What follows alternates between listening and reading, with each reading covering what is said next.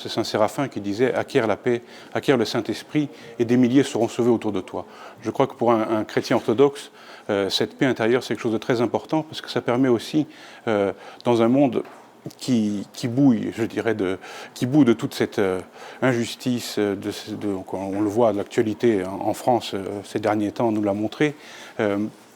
Si les chrétiens sont capables de garder une paix intérieure, ils seront aussi capables d'apporter une certaine justice. C'est faire attention aussi au prochain, c'est-à-dire en plus dans l'optique que le Christ nous donne dans l'Évangile, c'est-à-dire que c'est nous qui sommes le prochain de ceux que le Seigneur met sur notre route.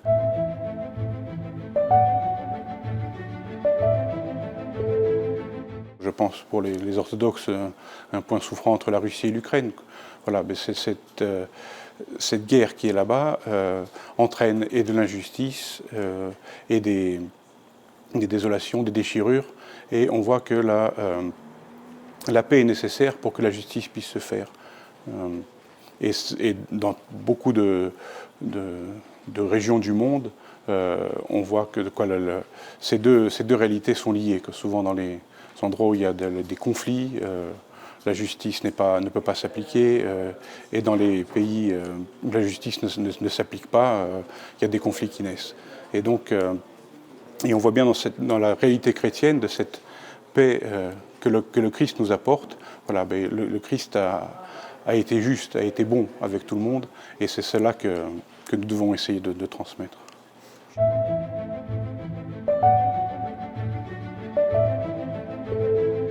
C'est un pas en avant et un pas encore nécessaire, la justice et la paix. Quoi, je dirais, nos divisions sont quand même le fruit de certaines guerres ou de querelles entre nous.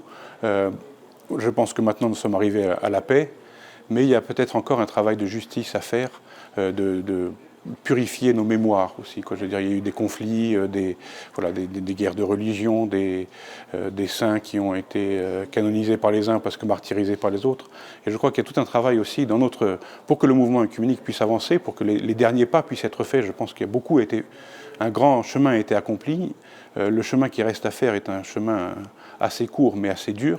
Et le travail de justice, de purification des mémoires est aussi quelque chose d'important qu'il ne faut pas oublier. Ce n'est pas seulement le travail du service du prochain, mais c'est aussi une conversion intérieure que nous devons faire pour pouvoir aller de l'avant et parvenir à cette pleine unité.